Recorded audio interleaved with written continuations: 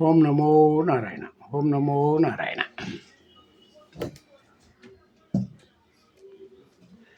ಈಗ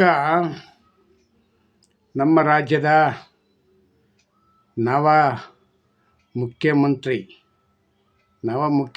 ಅಂತಂದರೆ ಒಂದು ವಾರ ಆಗಿದೆ ಅಷ್ಟೇ ಮುಖ್ಯಮಂತ್ರಿಯಾಗಿ.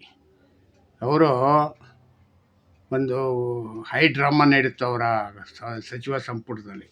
ಹೈ ಡ್ರಾಮಾ ಅಂದರೆ ಭಾಳ ಚೆನ್ನಾಗಿತ್ತು. ಹೈ ಡ್ರಾಮಾ ಬಿಟ್ಟರೆ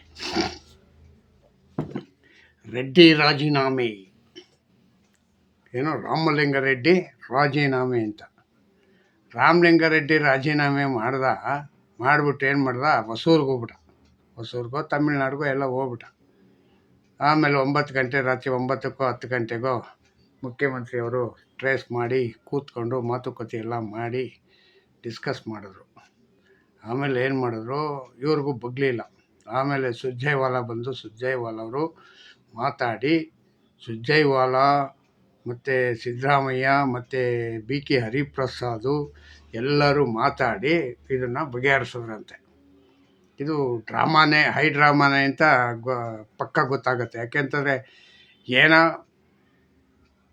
ಮಂತ್ರಿ ಪದವಿನೀಗ ಬದಲಿ ಮಾಡಿಕೊಟ್ಟಿದ್ರೆ ಓಕೆ, ಇಲ್ಲ ಬದಲಿ ಮಾಡಿಕೊಡ್ಲೇ ಇಲ್ಲ, ಅದನ್ನೇ ಒಪ್ಕೊಳ್ಳೋದಕ್ಕೆ ಅದಕ್ಕೆ ಯಾಕೆ ಇಷ್ಟೊಂದು ಬಿಲ್ಡಪ್ ತೊಗೋಬೇಕಾಗಿತ್ತು ರಾಮಲಿಂಗಾರೆಡ್ಡಿಯವರು? ಒಟ್ಟಿನಲ್ಲಿ ಅಂತೂ ಇಂತೂ ಸಂಧಾನ ಸಕ್ಸಸ್ ಆಗೋಯ್ತು. ಈ ಸಂಧಾನ ಸಕ್ಸಸ್ ಆದ ಇದರಲ್ಲಿ ಯಾರು ಜೊತೆಯಲ್ಲಿದ್ದರಲ್ಲ, ಇವರು ಜಾರ್ಜು ಮತ್ತು ಇವರು ಯಾರೋ ಮುನಿಯಪ್ಪ, ಇವರು ಕೂಡ ಒಂದಿರಲಿ, ನಂದು ಒಂದು ಎಲ್ಲಿರಲಿ ಅಂತ ಇಡಲಿ ಅಂತ ಇಟ್ಟಿದ್ರು. ಅವ್ರದ್ದು ಎಲ್ಲ ಬಗೆಹರಿತು. ಈಗ ಮಂತ್ರಿ ಮಂಡಲದ ಕತೆ ಎಲ್ಲ ಸರಿ ಆಯಿತು. ಇವಾಗ ಡಿ ಕೆ ಶಿವಕುಮಾರ್ ಅವರು ಅವರ ಸ್ವಗ್ರಾಮಕ್ಕೆ ಹೊರಟಿದ್ದಾರೆ. ಅದು ಏನರಲ್ಲಿ ಹೊರಟಿದ್ದಾರೆ, ಮೆಟ್ರೋ ಒಳಗೆ ಹೊರಟು ಮೆಟ್ರೋಯಿಂದ ಮುಂದಕ್ಕೆ ಕಾರ್ನಲ್ಲಿ ಹೋಗೋದು ಅಂತ ಡಿಸೈಡ್. ಓಪನ್ ಕಾರ್ ಜೀಪಲ್ಲಿ ಮೆರವಣಿಗೆ. ಯಾರಿಗೆ? ಡಿ ಕೆ ಶಿವಕುಮಾರ್ಗೆ ಹಾರೋಹಳ್ಳಿಲೇ ಅದ್ಧೂರಿ ಸ್ವಾಗತ ಅಂತೆ. ಉದ್ದಕ್ಕೂ ಅವ್ರದ್ದು ಕಟೌಟ್ಗಳು, ಅದು ಇದು ಆಳು ಮೂಳು ಬೆಂಟಿಂಗು ಬೀಚು ಎಲ್ಲ ಇದು ಮಾಡಿದ್ರು. ಅವರೇ ಎಲ್ಲ ಹೇಳ್ತಾಯಿದ್ರು, ಅದೆಲ್ಲ ಹಾಕ್ಬೇಡಿ ಹಿಂಗಂತ ಪಾಪ ಹೇಳ್ತಾನೆ ಇದ್ರು. ಆದರೆ ಎಲ್ಲನೂ ಹಾಕವ್ರೆ. ಇದು ಯಾರ ಮಾತನ್ನ ನಂಬೋದು? ಹಾಕ್ಬೇಡಿಂಗ್ ಅಂತ ಹೇಳ್ಬಿಟ್ಟು ಒಂದು ಹಾಕು ಅಂತಂದರೆ 1-2 ಆಯ್ತದೆ, ಹಾಕ್ಬೇಡಿಂಗ್ ಅಂದರೆ ಇನ್ನೊಂದು 10 ಎಕ್ಸ್ಟ್ರಾ ಆಗ್ತವೆ ಅಂತ. ಈ ಥರ ಆಲೋಚನೆ ಹಾಕಿ ಈಗ ಎಲ್ಲ ಕನಕಪುರದಲ್ಲೇ ಬೆಳಗ್ಗೆ 10 ಗಂಟೆಗೆ ಹೋದರೆ ರಾತ್ರಿ 10 ಗಂಟೆವರೆಗೂ ಕನಕಪುರದಲ್ಲೇ ಇರ್ತಾರಂತೆ. ಎಲ್ಲ ಗಲ್ಲಿಗಳಲ್ಲೂ ಹಳ್ಳಿಗಳ ರೋಡ್ನಲ್ಲೂ ಮೆರವಣಿಗೆ. ಮತ್ತು ಅವರಿಗೆ ಶುಭಾಶಯ ಕೋರುವ ಜನ ದಾರಿನಲ್ಲಿ ಸ್ವಾಗತಕ್ಕಾಗಿ ಕಾಯ್ತಾ ಇದ್ದಾರೆ. ಅದಕ್ಕೆ ಪೊಲೀಸರ ಸರ್ಪಗಾವಲು, ಸಾವಿರಾರು ಜನ ಪೊಲೀಸರನ್ನೀಗ ನಿಯೋಜನೆ ಮಾಡಿಕೊಂಡಿದ್ದಾರೆ. ಇದು ಇವತ್ತಿನ ವಿಚಾರ. ಉಳಿದ ಇನ್ನು 20 ಜನ ಮಂತ್ರಿಮಂಡಲ ರಚನೆ ಮಾಡಬೇಕು. ಅದನ್ನೀಗ ಹೈಕಮಾಂಡ್ ಅವರು ಇಂಟ್ರೆಸ್ಟ್ ತಗೊಂಡವರಂತೆ. ಎಲ್ಲ ಹೊಸಬರಿಗೆ ಕೊಡಬೇಕು ಅಂತ ಹೇಳ್ಕೊಂಡು. ಈಗ ಹಳಬರ ಕತೆ ಮುಗೀತು ಅಂತಾನೆ? ಇಲ್ಲ, ಪುನಃ ಮತ್ತೆ ಯಾರಾದ್ರು ಇನ್ನೊಂದಿಬ್ಬರು ಸೇರ್ತಾರೆ ಪುನಃ ಹಳಬರು. ಯಾಕೆಂತಂದರೆ ಪ್ರೆಷರ್ ಜಾಸ್ತಿ ಇರ್ತದೆ. ನನಗೂ ಬೇಕು ಅಂತ ಒಬ್ಬೊಬ್ಬರೇ ಸೇರಿಸ್ಕೋತಾರೆ. ಮತ್ತೆ ಯಾರಿಗೂ ಹೊಸಬರಿಗೆ ಚಾನ್ಸೇ ಇರಲ್ವೋ ಏನೋ ಗೊತ್ತಿಲ್ಲ. ಈ ಥರದ್ದೊಂದು ಘಟನೆ ನಡೀತದೆ ಅಂತ ನಾನು ಅಂದ್ಕೊಂಡಿದ್ದೀನಿ. ಮತ್ತು ಇವ್ರಿಗೆ ಕೊಟ್ಟಿರ್ತಕ್ಕಂಥ ಮಂತ್ರಿಮಂಡಲ ಕೊಟ್ಟಾಗಲೇ 3-4 ದಿವಸ ಆಯಿತು. ಯಾರೂ ಎಲ್ಲೂ ಸದ್ದು ಗದ್ದಲಗಳೇ ಇಲ್ಲ. ಆ ಮಂತ್ರಿಮಂಡಲನಿಗೆ ಎತ್ಕೊಂಡು ಮಂತ್ರಿ ಪದವಿ ತಗೊಂಡು ಅವರವ್ರ ಕ್ಷೇತ್ರಕ್ಕೆ ಹೋಗಿ ಅವರವರ ಏನು ಹೇಳ್ತಾರಲ್ಲ ಅದಕ್ಕೆ ಆಫೀಸ್ ಮಾಡ್ಕೋಬೇಕು. ವಿಧಾನಸೌಧ ಆಫೀಸು ಸಹಜ, ಆದರೆ ಏರಿಯಾದಲ್ಲಿ ಒಂದು ಆಫೀಸ್ ಮಾಡಿಕೊಂಡು ಏರಿಯಾದಲ್ಲಿ ಆಗುವಂಥ ಕೆಲಸಗಳ ಬಗ್ಗೆ ಯೋಚನೆ ಮಾಡಬೇಕಲ್ವಾ? ಇದು ಎಷ್ಟು ಮಟ್ಟಿಗೆ ಸರಿ, ಎಷ್ಟು ಮಟ್ಟಿಗೆ ತಪ್ಪು ಅನ್ನೋದು ಗೊತ್ತಿಲ್ಲ. ಆದರೆ ನಾನು ಹೇಳೋದು ಏನಪ್ಪ ಹಂಗಂತಂದರೆ, ಸಿಕ್ಕಿರ್ತಕ್ಕಂಥ ಅವಕಾಶನೀಗ 2 ಕೈಯಲ್ಲೂ ತಬ್ಬಿಡ್ಕೊಂಡು ಕೆಲಸ ಮಾಡಬೇಕು. ಇವರು ಅದು ಬೇಡ ಇದು ಬೇಡ ಹಂಗಂತ ಹೇಳ್ಕೊಂಡು ಗುದ್ದಾಡ್ತಲೇ ಕಾಲ ಕಳೆದ್ರೆ ಸಂಧಾನ ಮಾಡೋಕ್ಕೆ 1 ದಿನ 2 ದಿನ ತಗೊಂಬಿಟ್ರೆ ಮತ್ತು ಇವ್ರು ಇನ್ನೂ ಕೆಲಸ ಮಾಡೋದು ಯಾವಾಗ? ಈಗಾಗಲೇ 2 ವರ್ಷ 3 ವರ್ಷ ಹಾಳು ಮಾಡಿದ್ದೀರ. ಮತ್ತೆ ಇರೋದು 2 ವರ್ಷ. ಇದನ್ನಾದ್ರೂ ಸರಿ ಮಾಡ್ಕೋಬೇಕೋ ಬೇಡವೋ? ಇದನ್ನೂ ಹಂಗೆ ಹಾಳು ಮಾಡಬೇಕು ಅಂತ ಡಿಸೈಡ್ ಹಾಕ್ಕೊಂಡಿದ್ದೀರಾ ಮಿಸ್ಟರ್ ಡಿ ಕೆ ಶಿವಕುಮಾರ್ ಅವರೇ. ಎಲ್ಲಿ ಪಾಪ ಸದ್ದು ಗದ್ದಲ ಇಲ್ಲದೆ ನಿಮ್ಮ ಮಾಜಿ ಮುಖ್ಯಮಂತ್ರಿ ಸಿದ್ದರಾಮಯ್ಯನವರು ಸದ್ದು ಗದ್ದಲಗಳಿಲ್ಲದೆ ಎಲ್ಲೋ ಕಾಣಿಸ್ಕೊಳ್ಳದೆ ಕೂತಿದ್ದಾರೆ. ಹೆಂಗಂತಂದರೆ ಏನೋ ಒಂದು ಕುತಂತ್ರ ಎಣಿತಾ ಇದ್ದಾರೆ. ಕುತಂತ್ರ ಎಣೆದು ಎಲ್ಲಾದರೂ ಒಂದು ಕಡೆ ಬಲೆ ಬೀಸ್ತಾರೆ. ಆ ಬೆಲೆಗೆ ಎಲ್ಲಿ ಡಿ ಕೆ ಶಿವಕುಮಾರ್ ರಪ್ ಅಂತ ಬೀಳ್ತಾರೋ ಗೊತ್ತಿಲ್ಲ. ಇದಕ್ಕೆ ಉಳ್ಳಾಕ್ತಾರಂತೆ, ಮೊಲ ಹಿಡಿಯೋಕ್ಕೆ ಉಳ್ಳಾಕ್ತಾರೆ ಅಂತ. ಅದು ಮುಳ್ಳು ಗೊತ್ತೇ ಆಗಲ್ಲ, ಅದು ಉಳ್ಳಾಕವ್ರೆ ಅಂತ. ಆ ರೀತಿ ಅದು ಬಲೆ.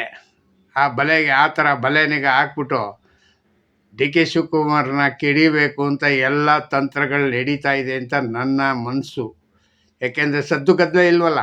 ಏನಾದ್ರು ಸದ್ಗಿದ್ದು ಮಾಡಿದರೆ ಹೌದಪ್ಪ ಬಾ ನಾನು ಬರ್ತೀನಿ, ನಿನಗೆ ಏನು ಸಹಾಯ ಬೇಕು ನಾನು ಮಾಡ್ತೀನಿ ಹಿಂಗಂತೇಳಿ ಮುಂದೆ ಬಂದು ಒಂದು ಸತಿನಾದ್ರೂ ಮುಖ ತೋರಿಸ್ರೆ ಪತ್ರಕರ್ತರಿಗೆ ಹೌದು ಇದ್ದಾರೆ ನಮ್ಮ ಸಿದ್ದರಾಮಯ್ಯನವರು, ಯಾರು ಏನೂ ತೊಂದರೆ ಕೊಡ್ತಾ ಇಲ್ಲ ಹಂಗಂತ ಅನ್ಕೋಬೋದು. ಆದರೆ ನನಗೆ ಭಯ ಏನಪ್ಪ ಅಂದರೆ, ಇವ್ರು ಎಷ್ಟು ಮೌನವಾಗಿರ್ತಾರೋ ಅಷ್ಟು ಡೇಂಜರು. ಸಿದ್ದರಾಮಯ್ಯವರು ಮೌನವಾಗಿರೋದು ಭಾಳ ಡೇಂಜರು. ಇದಕ್ಕೇನಾದ್ರು ಒಂದು ಲೆಕ್ಕ ಹಾಕ್ತಾರೆ. ಅದೇ ಇದ್ರಲ್ಲಿ ಹಾಕಿದ್ರಲ್ಲ, ಎಚ್ ಡಿ ಕುಮಾರಸ್ವಾಮಿಗೆ ಮಂತ್ರಿ ಪದವಿನೀಗ ಧರ್ಮಸ್ಥಳದಲ್ಲಿ ಇದಕ್ಕೆ ಹೋಗ್ಬಿಟ್ಟು ಆಸ್ಪತ್ರೆಗೆ ಅಂತ ಹೋಗ್ಬಿಟ್ಟು ಅಲ್ಲೇನು ಕೆಲಸ ಇಲ್ಲ, ವಾಕಿಂಗು ಮತ್ತು ತಿಂದ್ಕೊಂಡು ಆರಾಮಾಗಿ ವಾಕ್ ಮಾಡ್ಕೊಂಡು ಇರೋದು. ಅಲ್ಲಿ ಇದ್ಕೊಂಡು ಏನು ಮಾಡಿದ್ರು, ಅಲ್ಲಿಂದ ಪ್ಲ್ಯಾನ್ ಹಾಕ್ಕೊಂಬಂದು ಇಲ್ಲಿ ಡಿ ಕೆ ಶಿವಕುಮಾರನಿಗೆ ಅಥವಾ ಎಚ್ ಡಿ ಕುಮಾರಸ್ವಾಮಿನಿಗೆ ಡಮ್ ಅನ್ಸ್ಬಿಟ್ರು ಒಂದೇ ಸತಿ. ಅವ್ರ ಕಡೆಯವ್ರನ್ನೇ ಕಳಿಸ್ಬಿಟ್ಟು ಈಗಲೂ ಹಂಗೆ ಎಲ್ಲೋ ಒಂದು ನಡೀತಾ ಇದೆ ಅಂತ ಒಂದು ಸುದ್ದಿ. ಸತೀಶ್ ಜಾರಕಿಹೊಳಿನ ಎಲ್ಲಿ ಎತ್ತಿ ಕಟ್ತಾರೆ ಅಂತ ಒಂದು ನಂಬಿಕೆ. ಸತೀಶ್ ಜಾರಕಿಹೊಳಿಗೆ ಸರಿಯಾದ ರೀತಿ ಸಿಕ್ಕಿಲ್ಲ, ಇನ್ನು ಅವ್ರಿಗೆ ಇಷ್ಟು ಬಂದಂಥ ಖಾತೆ ಸಿಕ್ಕಿಲ್ಲ ಅಂತ ಒಂದು ಸುದ್ದಿ ಇದೆ. ಆ ಸುದ್ದಿನಲ್ಲಿ ಅವ್ರನ್ನ ಎಲ್ಲಿ ಎತ್ತಿ ಕಟ್ತಾರೋ ಅಂತ ಒಂದು ಮನಸ್ಸನ್ನ ಹೇಳ್ತಾ ಇದೆ. ನಮ್ಮ ಮನಸ್ಸು ಹೇಳುತ್ತೆ ಹಂಗಂದರೆ ಏನಾದ್ರು ಇರಬಹುದು ಅಂತ ನಾನು ಕಲ್ಪನೆ ಮಾಡ್ಕೋತಾ ಇದ್ದೀನಿ ಅಷ್ಟೇ. ಆಮೇಲೆ ಇನ್ನೊಂದೇನಪ್ಪ ಅಂತಂದರೆ, ಇವರು ಹೊಸದಾಗಿ ಮುಖ್ಯಮಂತ್ರಿ ಆದವರು ರಾಜ್ಯ ಸುತ್ತಬೇಕು ಮತ್ತು ಇದನ್ನು ಮಾಡಬೇಕು, ತುಂಬ ಕೆಲಸಗಳಿದೆ. ಇವತ್ತೆಲ್ಲ ಒಂದು ದಿವಸ ಭಾನುವಾರ ಏನಾಗುತ್ತೆ ಅಂತಂದರೆ, ಇವರ ಸ್ವಗ್ರಾಮದಲ್ಲೇ ಕನಕಪುರದಲ್ಲೇ ಸುತ್ತಾಟಗಳಾಗತ್ತೆ ಅಂತ ಅಂದ್ಕೊಂಡಿದ್ದೀನಿ. ಮತ್ತು ಇಷ್ಟೆಲ್ಲ ಮಾಡಲೇಬೇಕು. ಯಾಕೆಂತಂದರೆ ಅವರು ಓಟ್ ಕೊಟ್ಟಿದ್ದಾರೆ, ಅವ್ರಿಗೆ ಕೃತಜ್ಞತೆ ಹೇಳಬೇಕು. ಕೃತಜ್ಞತೆ ಹೇಳೋದ್ರಲ್ಲಿ ತಪ್ಪೇನೂ ಇಲ್ಲ. ಆದರೆ ತಪ್ಪೇನೂ ಇಲ್ಲ ಅನ್ನೋದಕ್ಕಿಂತ ಹೆಚ್ಚಾಗಿ ಅತಿಯಾಗಿ ಎಲ್ಲೂ ಏನು ಮಾಡ್ಕೊಳಕ್ಕೆ ಹೋಗ್ಬೇಡ್ದು ಅಂತ ನಾನು ಹೇಳ್ತೀನಿ. ಯಾಕೆಂತಂದರೆ ಅದರಿಂದ ಅತಿಯಾಗಿ ಮಾಡೋದ್ರಿಂದ ಜನರಿಗೆ ಘಾಸಿ ಆಗುತ್ತೆ. ಮತ್ತು ಏನಯ್ಯ ಇನ್ನೂ ಇಲ್ಲೇ ಇದ್ದಾನೆ, ಇನ್ನೂ ಹೋಗೇ ಅಲ್ವ ಅನ್ನೋ ಮಟ್ಟಕ್ಕೆ ಆಗಬಾರ್ದು. ಅದಕ್ಕೆ ಆದಷ್ಟು ಬೇಗ ಕಾರ್ಯಕ್ರಮನಿಗೆ ಮುಗಿಸಿ ವಾಪಸ್ ಬೆಂಗಳೂರಿಗೆ ಬಂದರೆ ಒಳ್ಳೆಯದು ಹಂಗಂತ ಕೇಳ್ಕೊತೀನಿ. ಮತ್ತು ಇನ್ನೊಂದೇನಪ್ಪ ಹಂಗಂತಂದರೆ, ಇವರು ಯಾರೋ ನಮ್ಮ ಅಣ್ಣಾಮಲೈಯವರು, ತಮಿಳ್ನಾಡಿನ ಅಣ್ಣಾಮಲೈ BJPಗೆ ರಾಜೀನಾಮೆ ನೀಡಿದ್ದಾರೆ. ರಾಜೀನಾಮೆ ನೀಡಿ ಅವ್ರದ್ದೇ ಆದ ಸ್ವಂತ ಪಕ್ಷ ಕಟ್ಟಬೇಕು ಅಂಥೇಳಿ ಇದನ್ನು ಮಾಡಿದ್ದಾರೆ, ಅಪ್ಲೈ ಮಾಡಬೇಕು ಅಂತ ಯೋಚನೆ ಮಾಡಿದ್ದಾರೆ. ಅವರ ಇದಕ್ಕೆ ಏನದು ಅವರ www.com ಇದರಲ್ಲಿ ಸುಮಾರು 8 ಲಕ್ಷ ಜನ ಅವ್ರನ್ನೀಗ ಸಂಪರ್ಕ ಮಾಡಿದ್ದಾರೆ. ಆದರೆ ಅವ್ರಿಗೆ ಎಲ್ಲೋ ಒಂದು ಕಡೆ ಒಂಚೂರು ಗೌರವ ಸಿಗುತ್ತೆ ಅಂತ ಆಯಿತು. ಆ ಜನ ಇನ್ನೂ ಮರ್ತಿಲ್ಲ. ಇವತ್ತು ಇನ್ನೂ ಒಂದಷ್ಟು ಇದು ನಡೀತದೆ. ಟ್ವಿಟ್ಟರ್ನಲ್ಲಿ ಅವ್ರಿಗೆ ತುಂಬ ಸ್ವಾಗತ ಬಯಸೋರು ತುಂಬ ಜನನೇ ಇದ್ದಾರೆ ಅಣ್ಣಾಮಲೈಗೆ. ಈಗ BJP ಬಿಟ್ಟು ಹೊರಬಂದಿದ್ದಾರೆ. BJPನೀಗ ಸದೃಢಗೊಳಿಸೋದಕ್ಕೆ, ಬಲಪಡಿಸೋದಕ್ಕೆ ಅಮಿತ್ ಶಾ ಅವ್ರು ಯಾರೋ ಹಳಬರು ಇದ್ರಲ್ಲ, ಅವ್ರನ್ನೇ ಯಾವುದೋ ಎಂಥ ನಾಗೇಂದ್ರ ಅವ್ರನ್ನೇ ನಂಬ್ಕೋಬೇಕು. ಅವರಂತೂ ಪಕ್ಷನೀಗ ಬೆಳವಣಿಗೆ ಮಾಡೋಕ್ಕಂತೂ ಇಲ್ಲ. ಎಲ್ಲ ರಾಜಿ ಮಾಡಿಕೊಂಡು ರಾಜ್ಯಭಾರ ಆಳೋದು. ಅಣ್ಣಾ DMK ಜೊತೆಗೆ ಅವ್ರಿಗೆ ಮೈತ್ರಿ ಬೇಕು. ಹಂಗಾಗಿ ಆ ಪಕ್ಷ ಎಲ್ಲಿ ಉದ್ಧಾರ ಅಂದರೆ ಆಗಲ್ಲ. ಅಣ್ಣಾಮಲೈ ಅವ್ರದ್ದು ಆಯಿತು. ಮತ್ತು ವೆಸ್ಟ್ ಬೆಂಗಾಳಲ್ಲಿ ಇವಾಗಲೇ 29 ಜನ ಎಂ ಪಿಗಳು ಮಮತಾ ಬ್ಯಾನರ್ಜಿಯವ್ರಿಗೆ ವಿರುದ್ಧವಾಗಿ ನಿಂತಿದ್ದಾರೆ. ಮತ್ತು 60 ಜನ ಎಮ್ ಎಲ್ ಎಗಳು ವಿರುದ್ಧವಾಗಿ ನಿಂತಿದ್ದಾರೆ. ಅವರು ಈಗ ಟಿ ಎಮ್ ಸಿ ಪಕ್ಷನೇ ನಿಮ್ಮದಲ್ಲ ಅಂತ ಹೇಳ್ತಾ ಇದ್ದಾರೆ. ಟಿ ಎಮ್ ಸಿ ಪಕ್ಷನೇ ಅವರಲ್ಲ ಹಂಗಂತಂದರೆ ಇನ್ನೇನು ಕತೆ ಅವ್ರದ್ದು? ಅವರು ಪಕ್ಷನೇ ಕಳ್ಕೊತಾ ಇದ್ದಾರೆ.